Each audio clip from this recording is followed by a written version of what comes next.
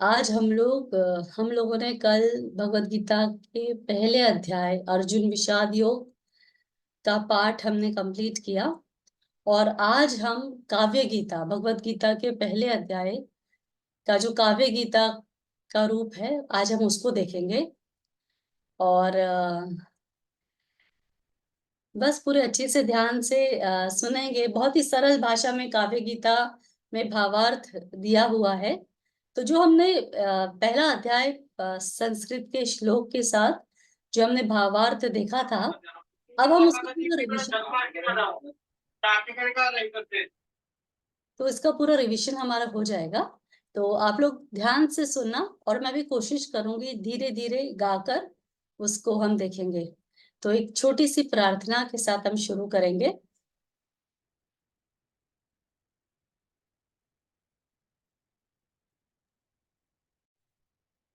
Let's all close our eyes.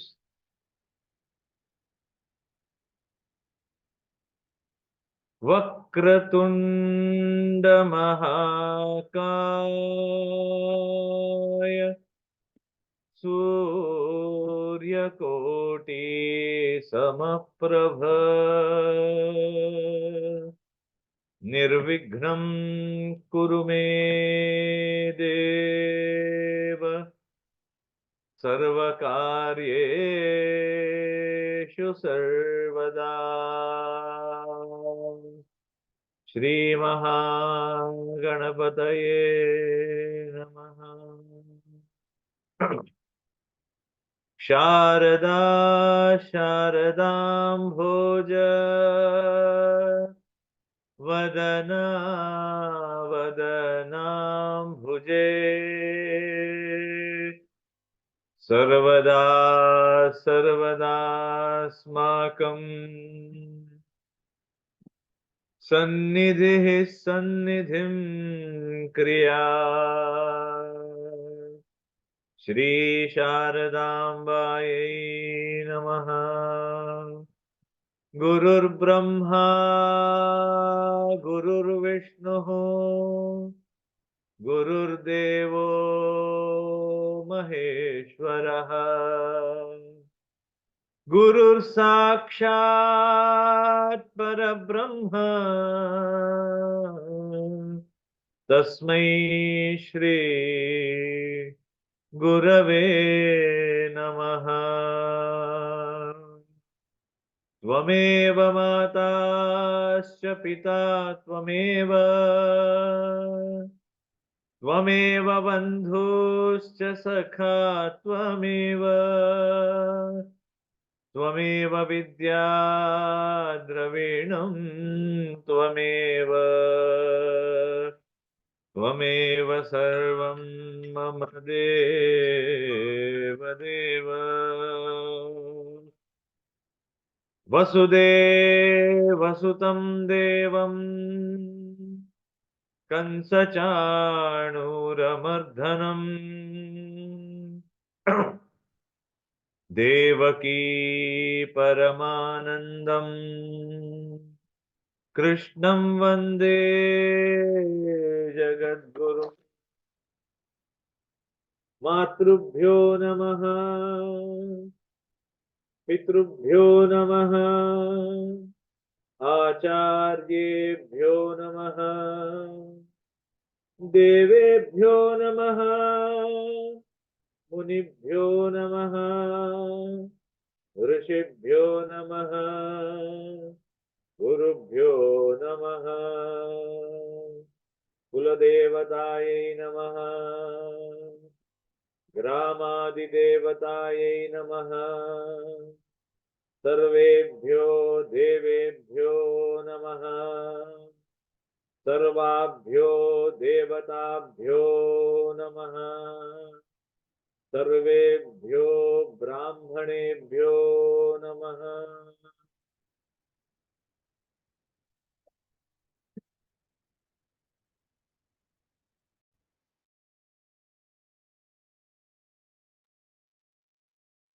तो हम लोग पहले अध्याय का काव्य गीता का पहला श्लोक देखेंगे।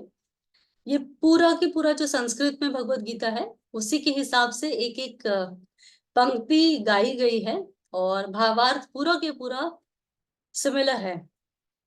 धृतराष्ट्रवाच मम पुत्र अरुसुत पांडुके रणहेत अति उत्सुक हिये सम्मिलित हो कुरुक्षेत्र में है काम क्या उनने किए। धृतराष्ट्र यहाँ पर संजय को पूछ रहे हैं, हमने पूरा बैकग्राउंड देखा था कि कैसे भगवत गीता शुरू हुई और क्या कारण था। 10 दिन संजय जब युद्ध में रह कर आते हैं, भीष्म पितामह शरशैया पर लेट जाते हैं, भीष्म पितामह को बाण लग जाता है अर्जुन के, तब संजय फिर धृतराष्ट्र के पास आ जाते हैं कि पता है अब तो युद्ध खत्म होगा, कुरुवंशी हारेंगे।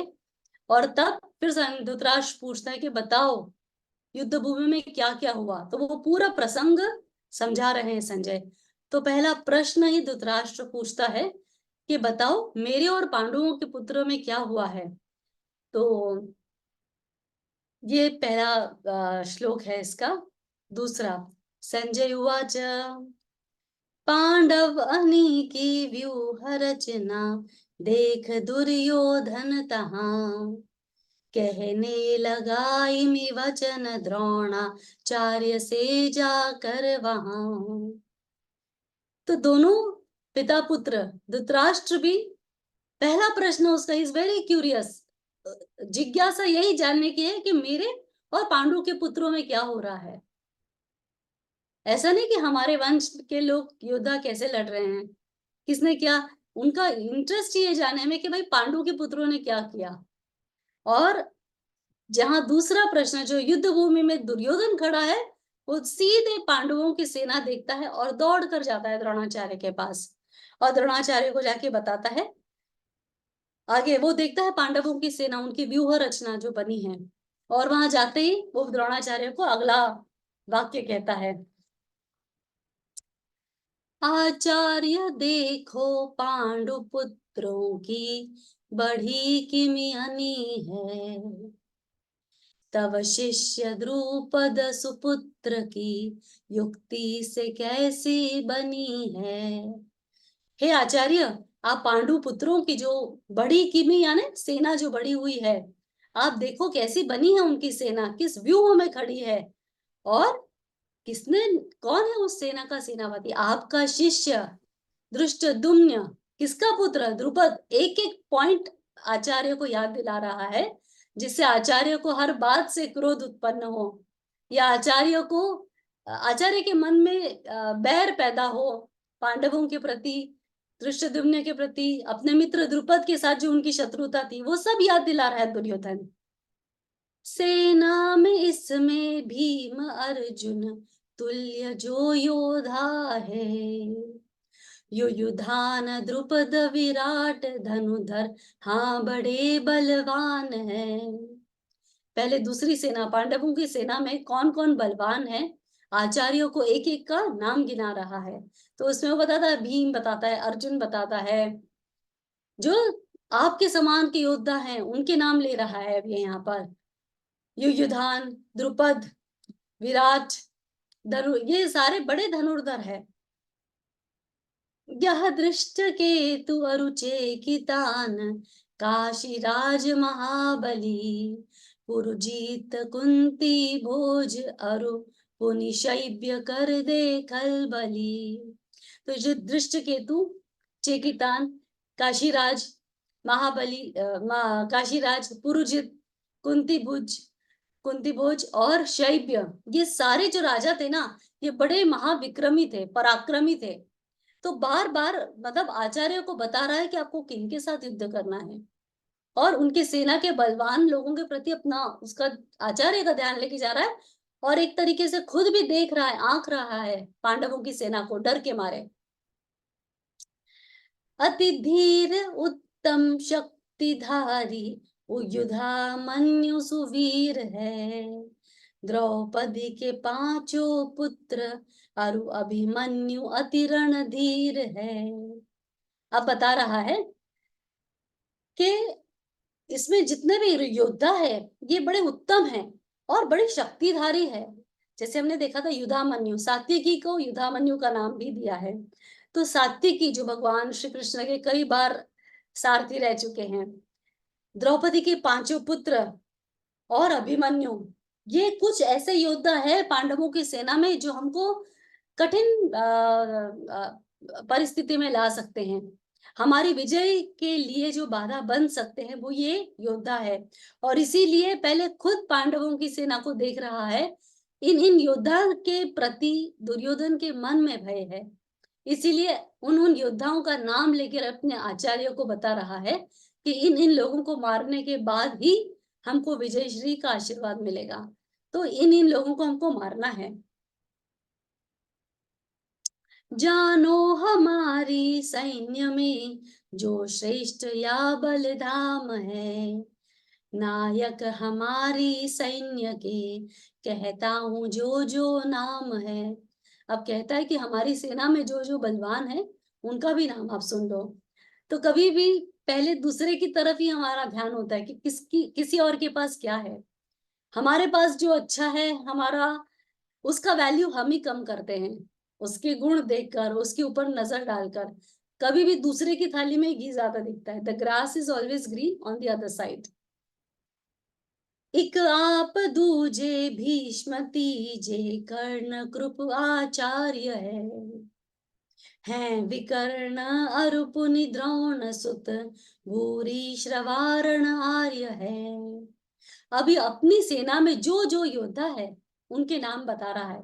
एक आप यानी पहले आप, भीष्म के पहले भी गुरु द्रोण का नाम लिया है क्योंकि बटरिंग कर रहा है, मस्का लगा रहा है गुरु को, अपने साइड में करना चाहता है। तो बोलता है कि एक आप, दूसरे भीष्म, तीजा कर्ण। इन लोगों पर इसको बड़ा, इनके भरोसे ही दुर्योधन ने युद्ध की घोषणा करी थी, क्योंकि अपना सामर्थ्य तो नहीं था दुर्योधन का। दुर्योधन बलवान जरूर था पर इतना भय था उसके मन में धर्म के, क्योंकि अधर्मी था, इसीलिए एक इनसिक्योरिटी थी। तो इसीलिए वो अपनी सेना के योद्धाओं में खुद का नाम नहीं लेता, जबकि दुर्योधन बड़ा अहंकारी था। हर अच्छे काम में वो खुद को ही पूरा क्रेडिट देता था और हर सब कुछ खुद के लिए चाहता था। पर यहाँ जब योद्धाओं की बात हो रही तो खुद का नाम नहीं ले रहा है। तो उसने किन किन का नाम लिया? भीष्म, कर्ण, कृपाचार्य, फिर बोलता है कि विकर्ण, द्रोण सुत यानी अश्वत्थामा, ऐसे रणआर्य हैं युद्ध में। हैं और भी बहुशूर जिन मम हेत हैं जीवन तजे, अति युद्ध कौशल शस्त्र धातक युद्ध के साजन सजे। और भी बहुत सारे सेना में मेरे बलवान लोग हैं, पर यहाँ हर किसी का नाम नहीं ले रहा है। जैसे पांडवों की सेना में 18 वीरों के कुछ नाम लिए हैं दुर्योधन ने, पर खुद की सेना में कुछ लोगों का नाम लेके रुक गया है। और फिर कहता है कि ऐसे कई योद्धा हैं जो मेरे लिए, मेरे, वो जानता था कि उसी के लिए प्राण त्यागने के लिए उद्यत हुए हैं ये राजा लोग। तो वो जानते हुए वो बता रहा है कि देखो मेरे इसमें ऐसे ऐसे, विकर्ण का नाम भी लेता है कि जैसे पांडवों के, सब जानते थे कि पांडवों के साइड में धर्म है, भगवान श्री कृष्ण वहां पर है और धर्म के लिए युद्ध हो रहा है। तो यहाँ द्रोणाचार्य का ध्यान अपने युद्ध की, अपने और की सेना के प्रति लेकर जाकर बताता है कि देखो विकर्ण, भीष्म पितामह, कृपाचार्य मेरे सेना में है, तो धर्म तो मेरे सेना में भी है। ऐसे करके अपने आचार्य को वो बोल रहा है। मम सैन्य रक्षित भीष्म से इसलिए हाँ नहीं पूर्ण है, पर भीम करी रक्षित अनी यह पांडु की संपूर्ण है। अब बोलता है, अब कि वो देखता है कि आचार्य बिल्कुल टस के मस नहीं हो रहे हैं, उसकी किसी भी बात के लालच से मुंह में नहीं पड़ रहे हैं और ना ही दुर्योधन की किसी बात को भाव दे रहे हैं। तब वो मन में सोचता हुआ बोलता है कि ये जो पांडवों की सेना है, धर्म इनके पक्ष में, श्री कृष्ण इनके पक्ष में, तो ये तो बड़ी, और जिस तरीके से दिख रहा है बड़ी प्रभावशाली दिखती है। ये हारने में तो बड़ा मुश्किल लगता है मुझे, क्योंकि भीम इस सेना की रक्षा कर रहा है, तो ये सेना को हराना तो नामुमकिन है। और जब मैं अपनी सेना को देखता हूँ जो सजी है भीष्म पितामह से, गुरु द्रोण से, कृपाचार्य से, अश्वत्थामा और कर्ण से, तो मुझे लगता है कि हमारी सेना भी किसी से कम नहीं है। ये सारा विचार दुर्योधन के मन में चल रहा है। सेना विभागित करहूं अरु, सब ओर सेना के धरो, सब शूर अरु पुनि आप रक्षा, भीष्म की जाकर करो। पूरी सेना को जो हमने विभाग किया है, जिसको जैसी स्थान जिसको जैसे स्थान दिया है उसको उस स्थान पर खड़ा रहने दीजिए। और सब जाके चिट्टी लक्ष्मी पेशना म्यूट कर दो ना। और आप सब जाकर इस तरीके से सेना की रक्षा करो। एक सेकेंड,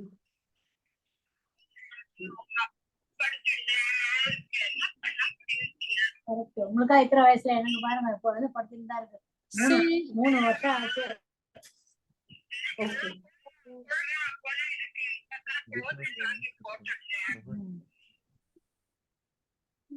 जस्ट अ मिनट। कर दिया मैंने। Okay, sorry for the disturbance सबको। ओके, तो यहाँ पे दुर्योधन बोलता है कि आप सब जाके भीष्म पितामह की रक्षा करो, क्योंकि हमारे सेनापति पांडु सेना से अगर हमको विजय कोई दिला सकता है तो जो भीष्म है हमारे, उनको इच्छा मृत्यु का वरदान है। और दुर्योधन को बहुत विश्वास था कि भीष्म पितामह के रहते दुर्योधन कभी नहीं हारेगा, क्योंकि उनको इच्छा मृत्यु का वरदान है। फिर अब आगे वो कहता है, नृप्रति सब कुरु वृद्ध भीष्म, सिंह सम गर्जन लगे, अति ही धनुर्धर पितामह, निज शंख पुनि फूंकन लगे। अब भीष्म पितामह देखते हैं कि दुर्योधन इतना व्याकुल हो रहा है, और दुर्योधन की मंशा भीष्म पितामह और द्रोणाचार्य अच्छी से समझ रहे थे कि ये बहुत भयभीत हुआ है, वो डरा हुआ है। ये जान रहा है कि पांडव की सेना भले ही कम है, पांडव की सेना 7 अक्षर योनि की थी, कौरवों की सेना 11 अक्षर योनि की थी। कौरवों की सेना बहुत बड़ी थी पांडवों से, पर पांडवों की सेना में श्री कृष्ण थे और 5 पांडव साक्षात धर्म का प्रतीक थे। और दुर्योधन, जहां धर्म होता है वहां तो एक अलग ही लेवल का कॉन्फिडेंस होता ही है। तो वो कॉन्फिडेंस, वो एकता, और दूसरी बात ये भी थी कि पांडवों की सेना में मतभेद नहीं था, सब एक साथ एक मत से खड़े थे। जबकि दुर्योधन खुद जानता था कि मेरी सेना में ना ही भीष्म पितामह, ना ही गुरु द्रोणाचार्य, ना ही कृपाचार्य, ना ही उसका भाई विकर्ण, ये कोई भी दुर्योधन के पक्ष में युद्ध नहीं करना चाहते थे। वो लोग हस्तिनापुर से बंधे थे, इसीलिए दुर्योधन के साथ खड़े थे, क्योंकि दुर्योधन हस्तिनापुर का नियोजित युवराज था। इसीलिए दुर्योधन डरा हुआ है, और उसको खुश करने के लिए, क्योंकि दादा है भीष्म पितामह, बहुत स्नेह करते थे, इसीलिए उसको खुश करने के लिए, उसका मनोबल बढ़ाने के लिए भीष्म ने शंख बजाया। और इतना तेज था भीष्म पितामह का शंख, क्योंकि महायोद्धा है भीष्म। तो वो सुनते ही दुर्योधन के हृदय में हर्ष हुआ उत्पन्न, क्योंकि हर्ष उत्पन्न करने के लिए ही शंख बजाया था भीष्म पितामह ने। और जैसे ही भीष्म पितामह ने शंख बजाया, भेरी नगाड़े शंख गोमुख, क्षेत्र में बजने लगे, मिश्रित भयंकर शब्द सुनी, कायर थे डरने लगे। और जैसे ही भेरी नगाड़े शंख ये सब बजने लगे, तो जितने कायर थे ना उस युद्ध भूमि पर, वो सब डरे घबराए हुए थे। और हमने जब संस्कृत में हम भावार्थ देख रहे थे, तो हमने देखा भी था कि कुरुक्षेत्र का क्या महात्म्यम है। धर्म क्षेत्र कुरुक्षेत्र बोला है, तो वो कुरुक्षेत्र जो क्षेत्र था वो बहुत ही पवित्र भूमि थी। वहां देवताओं ने यज्ञ किया था, और वहां पे कुरु जो इनके पूर्वज है, कुरुवंशियों के, पांडव और कौरवों के, उन्होंने घनघोर तपस्या करी थी, और ब्रह्मा जी से ऐसा वरदान प्राप्त किया था कि जो भी यहाँ मृत्यु को पाएगा इस कुरुक्षेत्र की भूमि पर, उसको स्वर्ग मिलेगा। तो इसीलिए उस कुरुक्षेत्र की भूमि पर जब ये खड़े हैं और सिंहनाद होता है, शंख बजता है भीष्म पितामह का, तो जो भी कायर थे, जो भी अधर्मी थे, उनके हृदय में एक डर पैदा हो गया। 14वां श्लोक अब देखते हैं।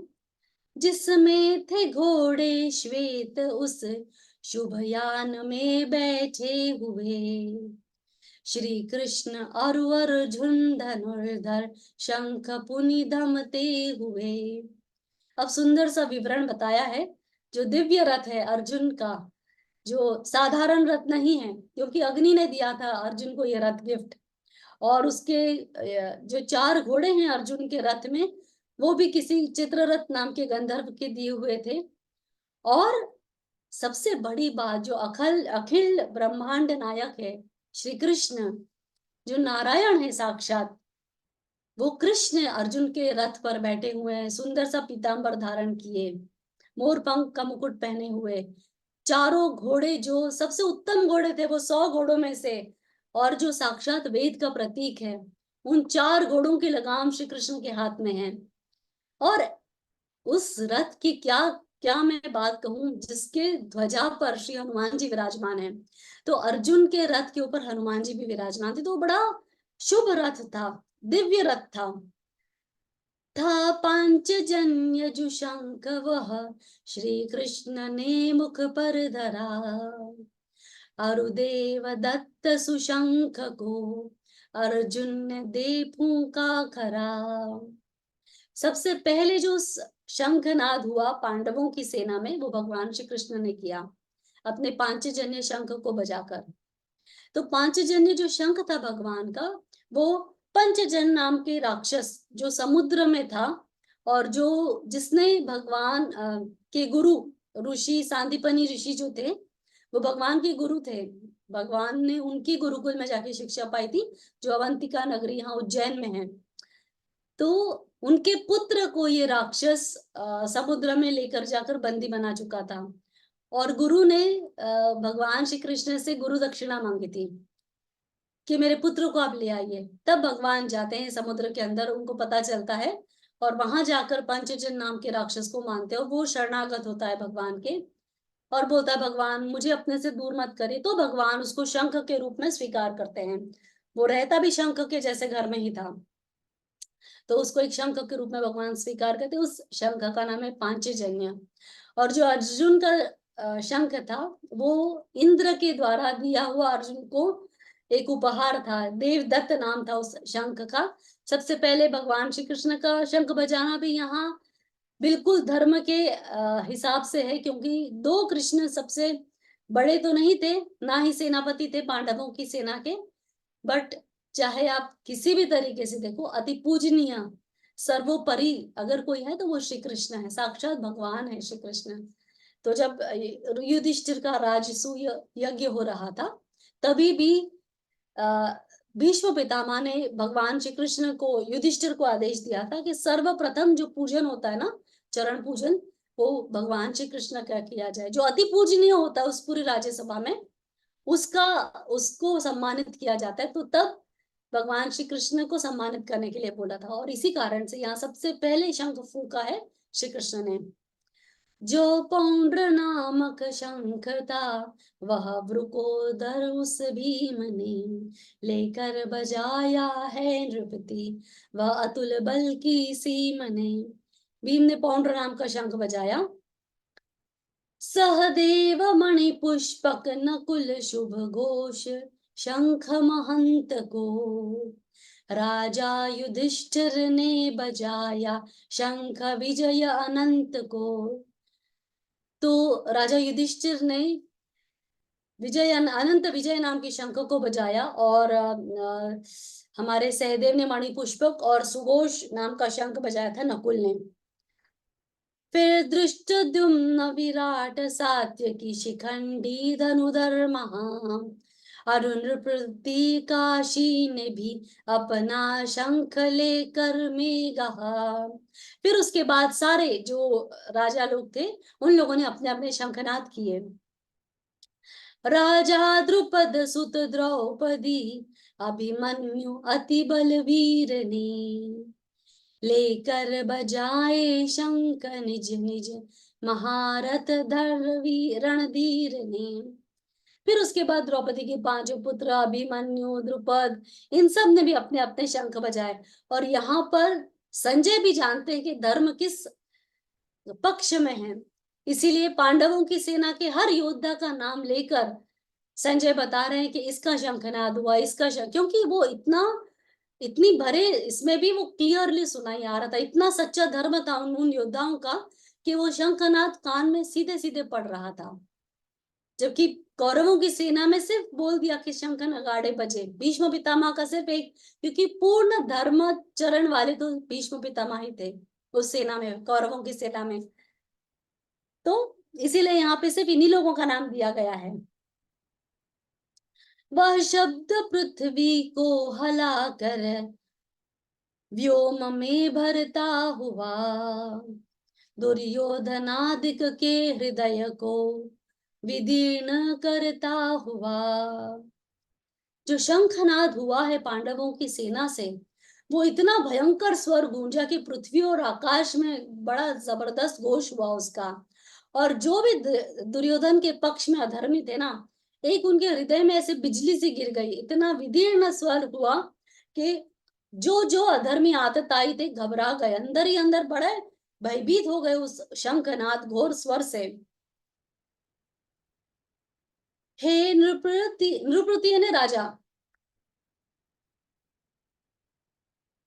हे नृपति तुम्हारे सुतों को युद्धार्थ ठाड़े देख कर, और शस्त्र भी उनके करों में विकट गाढ़े पेख कर।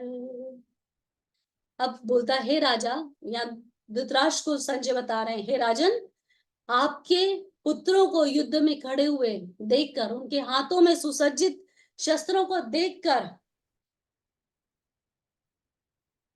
कौन कहता है, अर्जुन क्या कह रहा है अब ये बता रहा है संजय।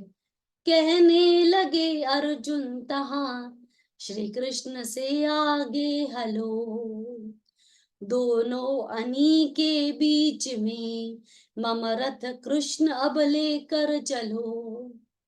अब संजय बता रहे हैं कि दोनों कौरवों के हाथों में, धृतराष्ट्र के पुत्रों के हाथों में शस्त्र बड़े धैर्य से पकड़े हुए देखकर अर्जुन बोलता है श्री कृष्ण को, हे कृष्ण, दोनों सेनाओं के बीच में आप मेरा रथ लेकर चलो, हालो यानी चलो। यह युद्ध करने के लिए जो है खड़े देखूंगा मैं, किन किन से करना युद्ध होगा हृदय बीच लेखूंगा मैं। और मैं देखना चाहता हूं मुझे किन किन लोगों के साथ युद्ध करना है, कौन कौन मेरे विपक्ष में आकर खड़े हुए हैं। दुर्बुद्धि सुत धृतराष्ट्र के इच्छुक महासंग्राम के, देखूंगा मैं उनको प्रथम जो प्रसिद्ध है निज नाम के। जो धृतराष्ट्र के दुर्बुद्धि पुत्र है और उनके दुर्बुद्धि मित्र है, जो इस संग्राम की इच्छा रखने वाले, जिनके कारण आज हम इस स्थिति में उपस्थित हैं कि हमको अपने भाई बांधवों के साथ युद्ध करना पड़ रहा है, आप मुझे लेकर जाओ। मैं देखना चाहता हूँ कौन कौन महान योद्धा है जिनमें सामर्थ्य है हमारा सामना करने का, जो हमारे से युद्ध करना चाहते हैं, उन लोगों के सम्मुख मुझे लेकर जाओ कृष्ण। सुनकर बचन अर्जुन के तब श्री कृष्ण ने ऐसा किया, दोनों अनी के बीच रथ ले जाय कर ठहरा दिया। और तब कृष्ण ने दोनों सेनाओं के बीच में रथ ले जाकर खड़ा किया है। सब नृपति भीष्म अरु द्रोण के सन्मुख की जब पारथ हुआ, कुरुवंशियों को देख कर जब चकित वह भारत हुआ। अब भगवान ने ठीक अर्जुन के बोले हिसाब से रथ ले जाके ऐसी जगह खड़ा किया है दोनों सेनाओं के बीच में, जहां से अर्जुन की सीधी नजर पड़ती है भीष्म पितामह पर, गुरु द्रोण पर और अपने सारे सगे संबंधियों पर। और देखते ही अर्जुन एकदम प्रेजेंट मोमेंट में वो आता है कि अरे, और उसको अपने स्वजनों को देखकर, अपने रिश्तेदारों को देखकर, अपने गुरु को, दादा को देखकर उसके मन में एक ऐसा उत्पन्न होता है मोह कि क्या इन लोगों को मारने के लिए खड़ा हुआ हूं। ममता के जो धागे हैं ना, वो एकदम उसके जीवित हो जाते हैं। कहने लगे श्री कृष्ण पारथ, देख तू कुरुवंश को, संग्राम करने के लिए ठाड़े हैं निज विध्वंस को। और अर्जुन तो भी देख रहा था, पर जब कृष्ण ने अपनी तरीके से दृष्टि घुमाई अर्जुन की, अपना दृष्टिकोण से अर्जुन की दृष्टि घुमाई, तब भगवान कहते अर्जुन को, देख अर्जुन, इन लोगों को तू देख, अपने कुरुवंश को देख। यहाँ कुरुवंश करके भगवान ने बोला है कि ये तेरा वंश है जो तुझसे युद्ध करने खड़ा है, और जो हमारे समस्त आकर युद्ध की इच्छा से खड़े हुए हैं, जिनको हमको मारना है या जो हमको मारेंगे, ऐसे तुम्हारे रिश्तेदार को तू भली प्रकार देख ले। और इसके पहले वाले 2 श्लोक में अर्जुन कह रहा है भगवान को, भगवान सेना के बीच में रथ लेके चलो, मैं देखूंगा, मैं देखूंगा। तो अर्जुन का देखना तो कर्तापन वाला था, बट यहाँ जो कृष्ण अर्जुन को सेना दिखा रहे हैं, वो उसको वास्तविकता बता रहे हैं। और जो जैसे गुरु का और भगवान का काम ही है हमारे मन की अशुद्धि का मंथन करके उसको जड़ से निकालना, उसको बाहर निकालना पूरा। अगर अर्जुन का ध्यान भगवान इस तरीके से नहीं लेके जाते, तो युद्ध शुरू होने के बाद कभी ना कभी वो मोह जरूर आता। फिर जब उसका सामना भीष्म पितामह से होता या द्रोणाचार्य से होता, तो युद्ध के बीच में वो सरेंडर करता।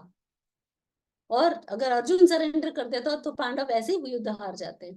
इसीलिए भगवान ने उसका विकार जानते हुए, उसकी कमजोरी जानते हुए पहले ही अर्जुन को तैयार कर रहे हैं भगवान।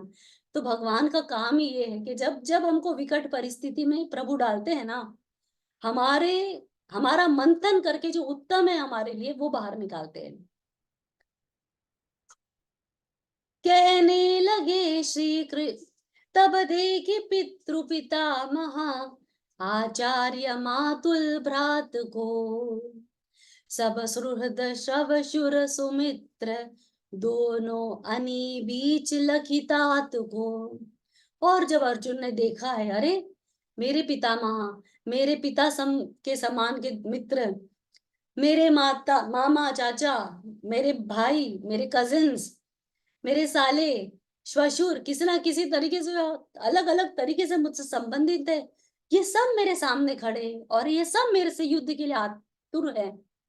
निज बांधवों को देख पारथ, धीर नहीं धरने लगा, करुणा भरे इमि शब्द तब श्री कृष्ण से कहने लगा। और देखकर अर्जुन बड़ा ही बेचैन सा हो गया और ऐसा घबरा गया, और फिर श्री कृष्ण से बोलता है अर्जुनवाच, संग्राम में उत्सुक खड़े मम बांधवों को देख कर, सब अंग होते हैं शिथिल, मुख सूखता है पेख कर।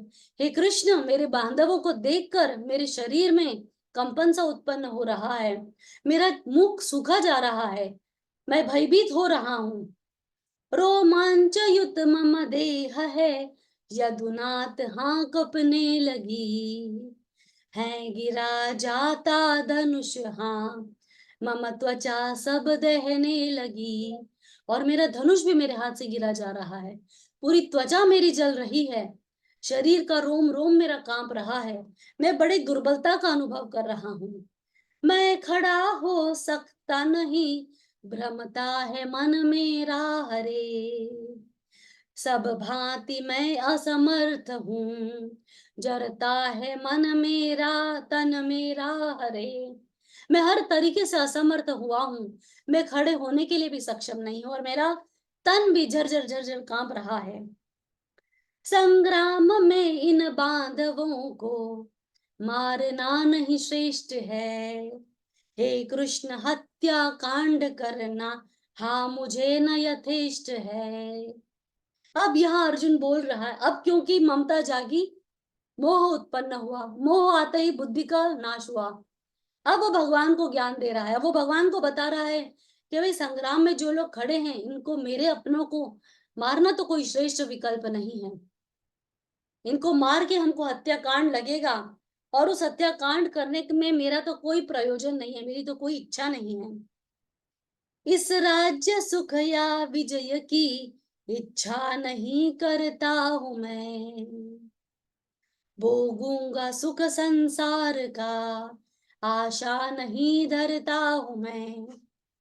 जो युद्ध अब तक धर्म युद्ध था, पांडव धर्म के लिए युद्ध कर रहे थे, कृष्ण धर्म के पक्ष में खड़े होकर युद्ध के लिए तैयार हुए थे। बहुत बड़ी मानव हानि होने वाली थी, मानव जाति का बहुत घनघोर नाश होने वाला था, पर चूंकि ये धर्म युद्ध था, इसी के लिए स्वीकृति मिली थी कुंती की पांडवों को, भगवान श्री कृष्ण की पांडवों को, और सारे देवता भी इसीलिए खुश थे क्योंकि धर्म के पक्ष में युद्ध होने वाला था। पर यहाँ अर्जुन का मोह ऐसा बढ़ गया है कि उसके लिए युद्ध किसके लिए कर रहा है वो, ना ही मुझे विजय की इच्छा है, ना ही मैं राज्य का सुख पाना चाहता हूँ। अर्जुन का जो गोल था युद्ध के लिए, जो जिसके लिए वो जिसके लिए तत्पर था, युद्ध क्यों करना चाहता था, पहले धर्म के लिए करना चाहता था, और अब इतना भ्रंशित हो गया है, मन इतना कंफ्यूज है अर्जुन का कि वो अपना असली गोल भूल गया, अपना असली मुकाम भूल गया है, और इसीलिए बोल रहा है कि राज्य पाने के लिए धर्म नहीं करूंगा, विजय की इच्छा नहीं है। जबकि कभी भी विजय के लिए तो युद्ध की घोषणा की नहीं थी पांडवों ने, और ना ही राज्य का सुख के लिए की थी। अगर राज्य का सुख पाना होता पांडवों को तो इंद्रप्रस्थ कभी नहीं देते वो, ऐसे साधारण जुए के खेल में। अपने वचनों के बड़े पक्के थे। धर्म के लिए युद्ध हो रहा था, किसी निजी फायदे के लिए कभी भी पांडवों का युद्ध नहीं था।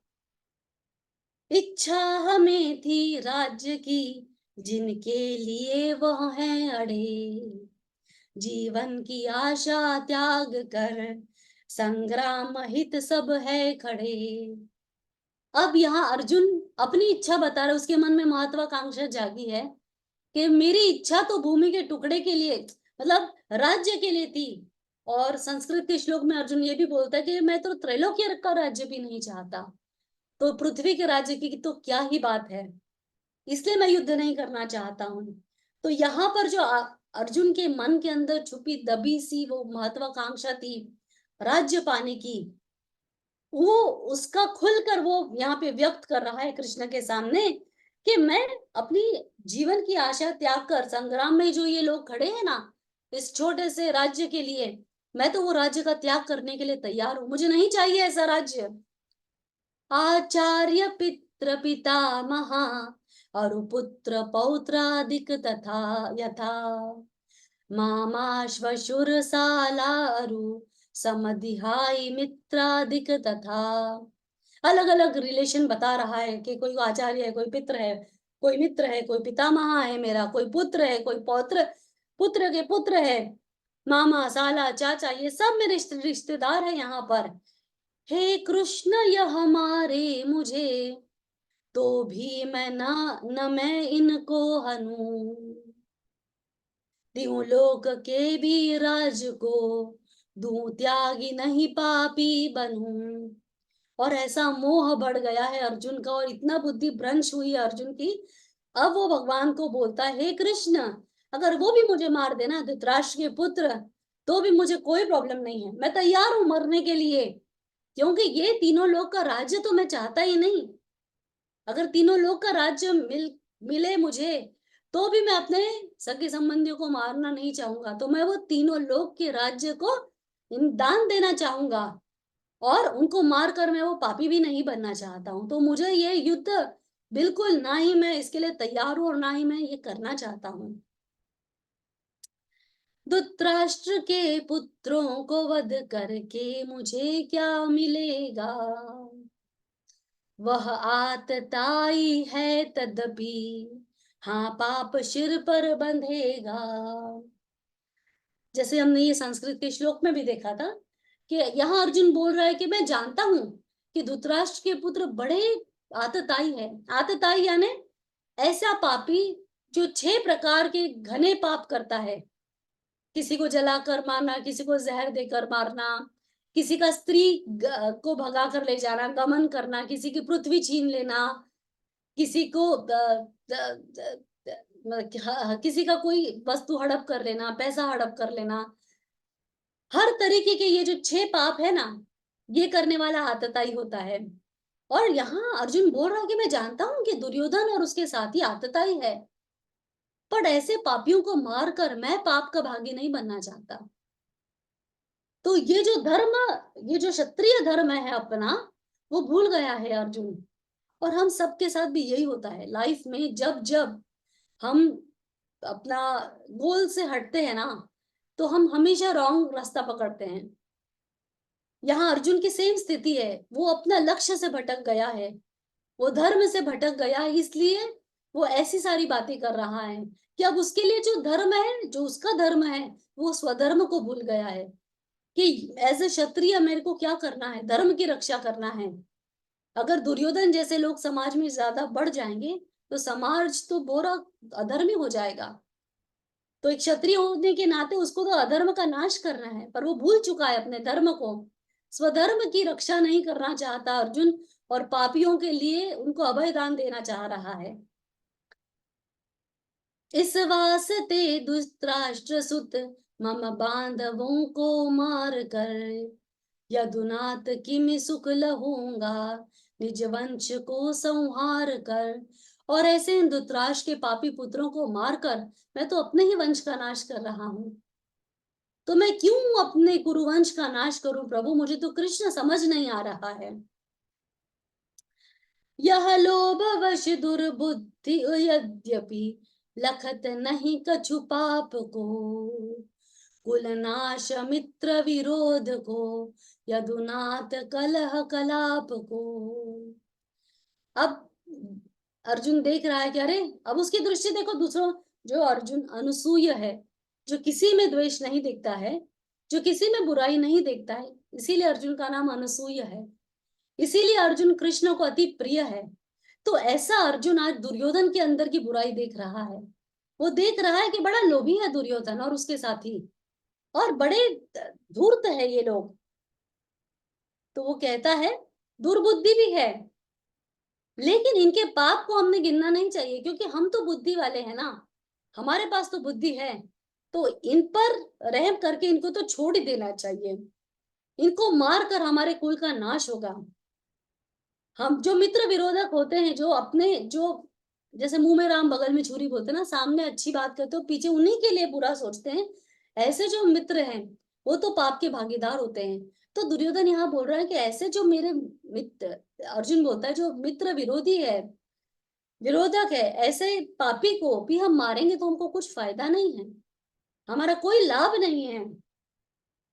तो भी हमें यह जानना चाहिए कि इसमें पाप है, कुल नाश होता देख कर होता मुझे संताप है। जैसे कल भी हमने देखा था कि जैसे ही इंसान में ममता जागती है, इंसान को मोह होता है, मोह जितना ज्यादा प्रबल होता है उतना ज्यादा हमारे मन में भ्रंशित करता है, हमारे मन को बुद्धि से दूर करता है। और जितना मन भ्रंशित होता है उतनी बुद्धि कुबुद्धि होती है, तो हम सही निर्णय नहीं ले पाते हैं, सही आचार विचार नहीं कर पाते हैं, और उसके कारण अधर्म बढ़ता है और हम गलत काम करते हैं हर तरीके का। तो यहाँ अर्जुन भगवान से ही पूछ रहा है कि भाई ऐसे दुर्योधन को मार के हमको क्या मिलेगा, और इससे तो कुलनाश होगा, ये देखकर मेरा तो मन चिंता, अब उसको चिंता हो रहा, संताप है, अब उसको संताप हो रहा है इस बात का, बिना मतलब की चिंता हो रही है। चिंता और चिता में जैसे हमने बताया था कोई अर्थ नहीं, डिफरेंस नहीं है बहुत ज्यादा। चिंता और चिता में सिर्फ एक बिंदु का फर्क है, तो जहां चिंता हुई वहां चिता की तैयारी हुई। चिंता जीते जागते मनुष्य को मारती है, और चिता मरने के बाद मनुष्य को जलाती है। तो अर्जुन की चिंता, और उसका कारण भी देखो, जैसे जैसे चिंता बढ़ने लगी अर्जुन की, तो उसकी बॉडी में साइड इफेक्ट्स दिख रहे हैं, उसका शरीर कांप रहा है, गला सूख रहा है, चक्कर आ रहे हैं, खड़ा नहीं रह सकता है, कंफ्यूज्ड है, वीक फील कर रहा है खुद को बहुत ज्यादा। बढ़ी जाय हाय धर्म तो फिर कहो कैसा त्रास हो, बढ़कर अधर्म महाप्रभु कुल स्त्रियां भी सॉरी कुल नाश होने से प्रभु कुल धर्म का भी नाश हो, बढ़ जाय हाय धर्म तो फिर कहो कैसा त्रास हो। अर्जुन बता रहे कि कुल नाश होने से भाई क्या क्या होता है, कुल के धर्म का नाश होता है। जो परंपरा से धर्म चला आ रहा है कुल का, वो नष्ट हो जाता है, क्योंकि जो कुल था उसका ही नाश हो गया है, उसमें जो धर्म चलता आ रहा था उसका नाश हुआ है। और जब ऐसा अधर्म होता है तो फिर कितना कष्ट होगा, क्योंकि जो भी आने वाली पीढ़ियां रहेगी उनके जीवन में तो दुख ही दुख रहेगा। जब जब मनुष्य का कर्म छोटा होता है, घिनौना होता है, कर्म हीन होता है उसका, तब तब वो संसार में बार बार जन्मता और मरता है। और जैसा जैसा कर्म मनुष्य करता है उस प्रकार अलग अलग योनि में मनुष्य जीवन लेता है, जन्म लेता है। तो सब पूछते नारे क्यों भगवान कोई अंबानी बना और कोई एकदम गरीब है। ये भगवान किसी में भेद करके नहीं बनाता है। क्यों एक ही घर में रहने वाले दो भाई भाई, कोई एक बहुत सुख भोग रहा है और कोई एक बहुत दुखी है, ये भगवान का दिया नहीं है, ये मनुष्य की एक किए कर्तव्य है, मनुष्य के किए हुए कर्म है। जो अच्छा कर्म करता है, जो धर्म पालन से कर्म करता है, उसको अच्छा जीवन मिलता है, या मोक्ष मिलेगा या अच्छा अगला जीवन मिलेगा। और जो पाप करता है उसको फिर योनियों में, निचली योनि में गिरता है, पशु पक्षी बनता है, या मानव जाति में भी एकदम छोटे दर्जे का मनुष्य बनता है, जिसमें गरीब बनेगा, पीड़ा रहेगी, विकलांग होगा, कुछ ना कुछ तकलीफ के साथ जन्म लेता है।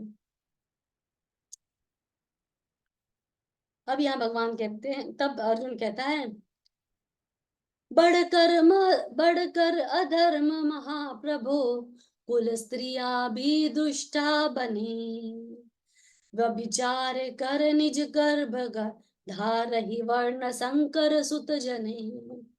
हमने कल संस्कृत के श्लोक में भी देखा था कि जब कुल के धर्म का नाश होता है तो मर्यादाएं टूटती है कुल की। जो आजकल तो हम समाज में देखे बहुत सारी मर्यादाएं टूट गई है, पहनने ओढ़ने का ध्यान नहीं है, आचरण विचरण का ध्यान नहीं है, शब्दों में इतनी गालियां लोगों के शब्दों में आ गई है, वाचा की शुद्धि नहीं है, कर्म की शुद्धि नहीं, लिव इन रिलेशनशिप, और न जाने कितना कुछ समाज में हो रहा है। तो बच्चे जाते हैं, पार्टी करते हैं, इन्फ्लुएंस में शराब हो, किसी भी तरीके के नशे के इन्फ्लुएंस में गलत काम करते हैं, फिर बहुत छोटी उम्र में ही मतलब वो they tend to give birth. ये सारा जो है ना, ये क्या है, ये वर्ण संकर जन्म लेगा। जो कुल के धर्म का, जैसे जब माता पिता किसी पुत्र या पुत्री के लिए रिश्ता लाते हैं तो भाई वो धर्म देखते हैं, कुल देखते हैं, कौन सी जाति का है, कौन से परिवार का है, कैसा है उनके परिवार का बैकग्राउंड, ये सब देखते हैं। पर जब अचानक कोई एकदम ऊंचे घर वाला नीचे घर वाले से, या उच्च संस्कारों वाला नीचे संस्कारों वाले से शादी करता है तो बहुत इम्बैलेंस क्रिएट होता है, और वही वर्ण संकर है। तो यहाँ अर्जुन बता रहा है कि देखो, ज्ञानियों की तरह तो बात कर रहा है अर्जुन, फ्यूचर की anxiety, he is not in present. अब वो बहुत ज्यादा चिंता करके एक एक चीज ढूंढ रहा है, और बताता है कि देखो ऐसे हम वर्ण संकर जन्मेंगे, हमारी कुल की स्त्रियां अगर दूषित हो जाती है, तो मर्यादा कुल की अगर टूट जाती है तो हमारे कुल के धर्म का नाश होगा। और जो बच्चे हमारे धर्म में कुल में जन्म लेंगे वो बड़े पापी रहेंगे, बड़े अधर्मी रहेंगे, उनके अधर्म से हमारे कुल की कीर्ति का नाश होगा। तब पितृपिंडोदक न पाकर स्वर्ग से नीचे गिरे, यही भांति कुल नाशक के कुल जन नरक में जाकर पड़े। और हमने कल भी देखा था कि कितना जरूरी होता है अपने पूर्वजों के लिए श्राद्ध करना, कर्म करना, उनके याद में कुछ दान पुण्य करना, या उनके लिए प्रार्थना करना, जिससे हमारे पूर्वजों को शांति मिले, वो खुश रहे, और खुश होने के कारण वो हमको आशीर्वाद दे और हमारे जीवन में सुख खुशियां आए। तो जब अधर्म बढ़ता है समाज में, अधर्म बढ़ता है कुल के अंदर, तो बच्चे ना ही श्राद्ध का कर्म करते हैं, ना ही पिंड का दान करते हैं, तो जो पितर है उनके, वो ऊंची स्थान से नीचे गिर जाते हैं, और फिर वो तकलीफ में रहते। तो everything is energy, quantum physics भी बोलता है ना, सब कुछ एनर्जी है। तो हम अपने पितरों से बहुत कनेक्टेड है। तो वो दुखी है तो वो दुख हमारे जीवन में भी किसी ना किसी तरीके से आएगा, रोग बनकर, किसी रिलेशनशिप के तरीके से, या घर में अशांति बनकर। तो यहाँ अर्जुन वही बता रहा है कि जब कुल धर्म बढ़ेगा तो कुल का नाश होगा, और जो कुल धर्म के आचरण में आने वाली अच्छी चीजें थी वो सब लुप्त हो जाएगी। अधर्मी ये सब कार्य नहीं करेंगे, शास्त्र के हिसाब से नहीं चलेंगे। वैसे भी आज कितने सारे हमारे बच्चे नहीं जानते हैं महत्व, हम क्यों दशहरा मनाते हैं, क्यों दिवाली मनाते हैं। अभी कितने लोगों को हम वैलेंटाइंस डे याद रखने लग गए हैं। हम लोग मदर्स डे पा रहे, हमारे भारत में तो रोज माता पिता के पैर छूते हैं हम लोग। तो हमको मदर्स डे फादर्स डे की क्या जरूरत है? वैलेंटाइंस डे तो कल्चर ही नहीं है हमारा, बट हम वो याद रखने लगे। और जो इम्पोर्टेंट तिथि है हमारी, महीने में एक बार पूर्णिमा आती है, हम नहीं जानते उसका क्या महत्व है। पूर्णिमा में कैसे मन शांत करना चाहिए, ध्यान करने से हमको कितना फायदा करेगा हमारे शरीर के लिए। एकादशी का व्रत करने से डिटॉक्स होता है हमारे शरीर का। हम भूल गए हैं कि भाई कितनी कृष्ण का जन्म हुआ, हम कभी उसको अच्छे से सेलिब्रेट, उसमें सेलिब्रेट क्या करते हैं, फोटो निकालने के लिए हम लोग वो सेलिब्रेट करते हैं। तो ऐसे तो हमारे मतलब आचरण हो गया है। तो अर्जुन यहाँ पे वही बता रहा है कि ये ही कुल धर्म का नाश है, जहाँ पे अपनी मान्यताएं, अपना जो हमारे पूर्वजों से जो रीतियां चलकर आ रही थी वो सब लुप्त हो रही है। और जब वो लुप्त हो जाएगी तो कुल धर्म का पूरा पूरा नाश हो जाएगा। कुल घातियों को वर्ण संकर करने का सब दोष हो, कुल जाति के इमि धर्म का करिनाश क्या संतोष हो। और जब भी वर्ण संकर पैदा होते हैं, दो अलग अलग वर्णों में जब शादी होती है, तो किसी भी वर्ण का पूरी पूरी तरीके से पद्धति फॉलो नहीं की जाती। कुछ ना कुछ आधा इधर से लेते आधा है। और मनुष्य तो जैसे जैसे कलयुग बढ़ रहा है, जो कठिन कार्य है मनुष्य उसको अवॉइड करता है, जो बहुत इजी है, सुगम है और कन्वीनियंटली कंफर्टेबल जो चीजें होती है ना, मनुष्य वही करना चाहता है। जो थोड़ा सा सुख मिल दिखता है सामने, वो आगे दुख देता है। तो अब तो जो समाज में हम देखते हैं कि भाई बहुत ही शॉर्टकट है, हर चीज के लिए शॉर्टकट हम लोग यूज करते हैं। थोड़ा तपस्या करके जो फायदा हमको मिलेगा उस पर तो ध्यान ही नहीं है मनुष्य का। तो यहाँ पे अर्जुन वही बता रहा है कि ऐसे जो लोग हैं वो कुछ भी कार्य नहीं करेंगे अपने कुल को ऊंचा उठाने के लिए, और इसके कारण हम लोगों का नाश होगा, हमारी कुल की कीर्ति का नष्ट होगी। वह नरक में पड़ते हैं केशव, हाय यह सुनता हूं मैं, इस वास्ते यदुनाथ कुल चिंता से हाँ बुनता हूं मैं। और यहाँ अर्जुन खुद ही कह रहा है कि मैं सुनता हूँ जो अधर्मी है, ऐसे कुल अधर्मी, वो लोग तो नरक में गिरेंगे, ना ही उनके पितर स्वर्ग से नीचे गिर के पिशाच योनि, प्रेत योनि ऐसी जगह पे जाएंगे। और जो कुल धर्मी हैं वो तो कई घोर नरकों में पड़ेंगे, और जब वो नरक में जाएंगे तो वो तकलीफ पाएंगे, और उस तकलीफ से मेरा हृदय दुखता है। मेरी बिल्कुल इच्छा नहीं है, और यही चिंता मुझे खा रही है कि कैसे मेरे कुल का नाश होते हुए मैं देख सकता हूँ। हाँ कष्ट कैसा पाप करने के लिए उद्यत है हम, यदि शस्त्र धर धृतराष्ट्र सुत निवशस्त्र मुझको मार है। सॉरी। हाँ कष्ट कैसा पाप करने के लिए उद्यत है हम, निज बांधवों को मारने को लोभ वश स्थित है हम। अब फिर यहाँ यही बात बोल रहा है, निज बांधवों को यानी स्वजनों को, मेरे अपनों को।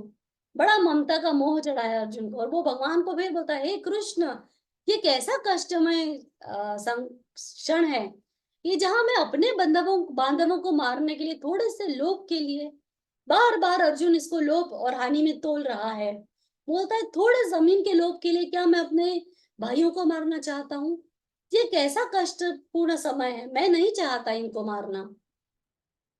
यदि शस्त्र धर धृतराष्ट्र सुत, और फिर कहता है निज शस्त्र मुझको मारी है, बदला न लेना चाहे उसका प्राण वध करी डारी है। और खुद तो नहीं लड़ रहा और कृष्ण को भी बोल रहा है कि मुझे निशस्त्र देकर अगर धृतराष्ट्र के पुत्र मुझे मार दे तो तुम उनसे बदला मत लेना, तुम उनसे युद्ध मत करना, उनको माफ कर देना। मतलब जो धर्मा मतलब महाबाहु अर्जुन, जो धर्माचरण करने वाला अर्जुन, महाज्ञानी अर्जुन, जो हमेशा पथ पकड़ता था धर्म का, आज वो ऐसी मूर्खता भरी बातें कर रहा है। वो बोल रहा है कि अरे अगर वो लोग मुझे मार देना तो भी तुम कुछ मत करना, अधर्मियों को बढ़ने देना, कोई बात नहीं। अगर वो मुझे निशस्त्र मार देते हैं, वो अधर्म करते हैं, बाकी अधर्मों के साथ एक और अधर्म, तो भी चलेगा, तुम उनको माफ कर दो।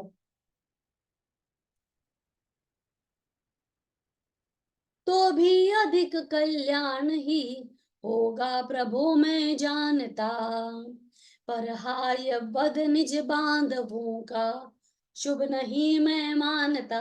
और फिर कहता है अगर वो मुझे मार देना ये भी अच्छा ही होगा, ये अपने लिए फायदे का रहेगा, क्योंकि कुछ भी करके मैं तो कोई फायदा नहीं देखता, मैं तो हानि ही देखता हूँ धृतराष्ट्र के पुत्रों को मारने की। तो इसीलिए अच्छा है अगर वो मुझे मार दे तो तुम उनसे लड़ने मत जाना, तुम उसका विरोध मत करना।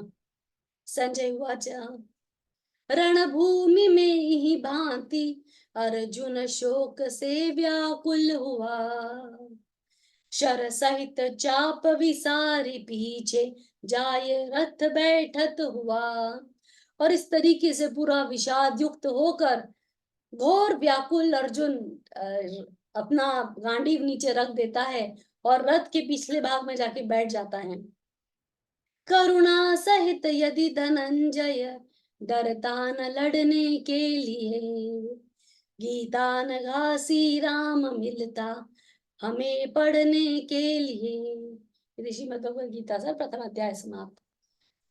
अगर अर्जुन लड़ता नहीं, अगर अर्जुन डरता नहीं और उसकी वो कायरता उत्पन्न नहीं होती, अर्जुन के मन की हलचल के कारण हमको भगवत गीता का मंथन हुआ, अर्जुन के मन में हलचल हुई, विचारों का मंथन हुआ, तब श्री कृष्ण के आशीर्वाद से भगवत गीता प्रगटी।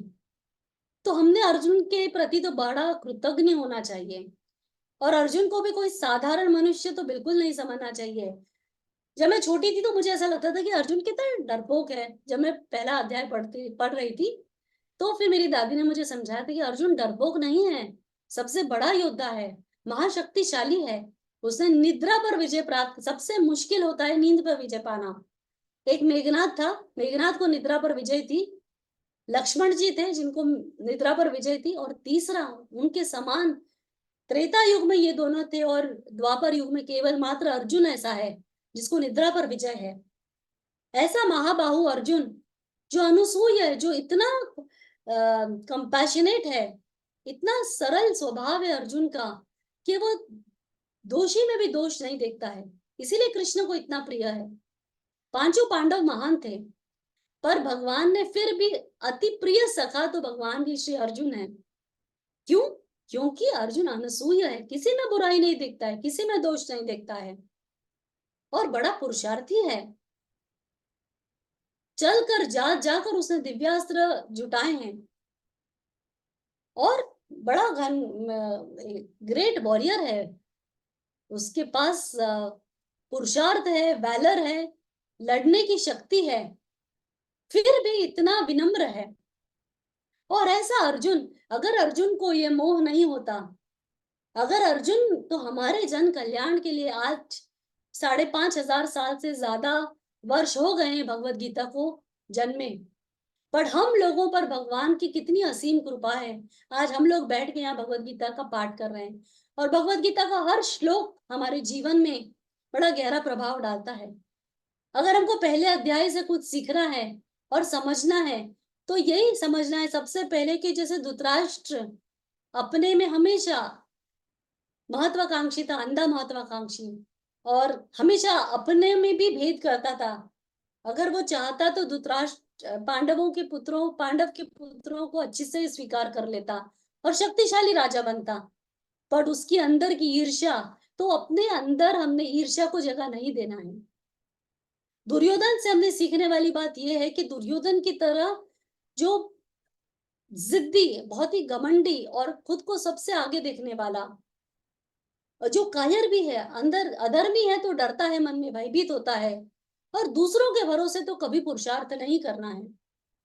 उसने इतना बड़ा युद्ध का आह्वान किया भीष्म पितामह के भरोसे, द्रोणाचार्य के भरोसे, जो युद्ध में भाग लेने में इंटरेस्टेड ही नहीं थे, उनका मत ही नहीं था वो युद्ध करने का, बट उनके भरोसे उसने लड़ाई की। हमेशा दूसरों की क्वालिटी देखकर, भीम को देखकर, अर्जुन को देखकर बड़ा जलता था। तो हमने जलन नहीं रखना है, क्योंकि हम दुर्योधन नहीं बनना चाहते। हमने बनना है तो संजय की तरह धर्मात्मा, जो सारथी होने के बाद वेद व्यास जी की कृपा हुई उस पर और उसको दिव्य दृष्टि मिली। तो संजय का पात्र भी हमको ये दिखाता है कि जब हम साधु के जैसे बन जाते हैं, हम संत के जैसे हमारा आचरण होता है अच्छा सात्विक, तो हमको कई सारी सिद्धियां मिलेगी। दिव्य दृष्टि एक सिद्धि है, वो संजय को मिलेगी। और कृष्ण की तो क्या ही बात करें, वो तो साक्षात नारायण है। पर अर्जुन से तो हमने अर्जुन बनकर ही जीना है।